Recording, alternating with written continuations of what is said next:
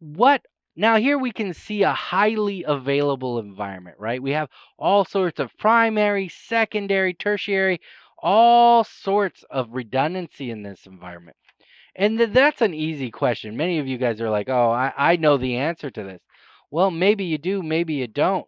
Because my question is something other than what you probably studied here. You probably studied how to do primary, secondary, and tertiary.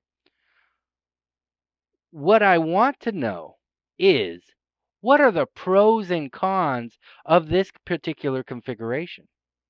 Tell me the pros and cons.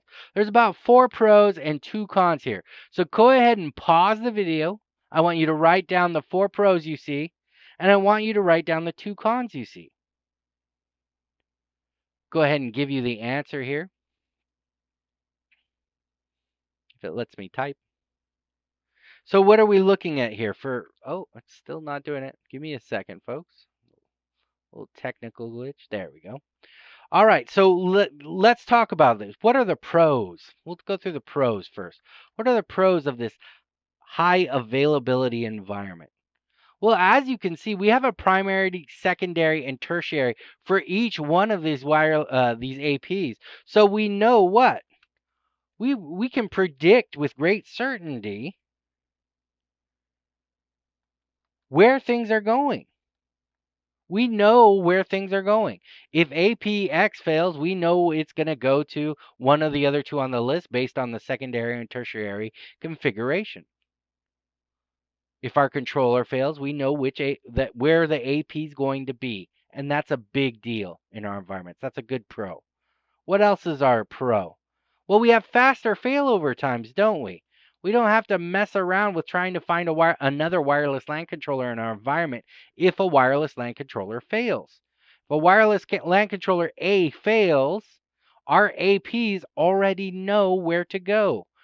You can see on the far left that AP knows to go to B immediately. That's a secondary controller. So we have a faster failover time.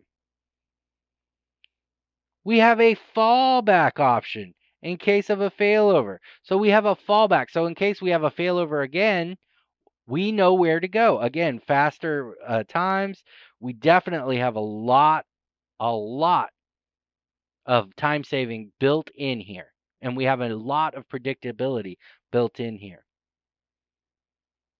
And last but not least, this is a more flexible design than just your basically redundancy design options, one-to-one or n-to-one or n-to-n-to-one. We have much more flexible and powerful here because we're choosing exactly where we're going. We know exactly where these APs are going to land when a controller fails. So that's great. We got the pros. What about the cons? I said there were 2 cons here. What is it? We have stateless redundancy. This is not stateful, this is stateless redundancy. And that's a little bit tough. What else do we do? This takes a lot of what? Administration time. See, because this is stateless redundancy, we have to put in the work. This isn't an automatic failover system. We have to put in the secondary and tertiary here. And what happens if we fail beyond our secondary and tertiary? Well, then we're in trouble, right? Because we don't have any other backups listed. So those are the cons we have. This is stateless. This is not an automatic option. And the administration time up front is much more. I have to put in the time to make this happen.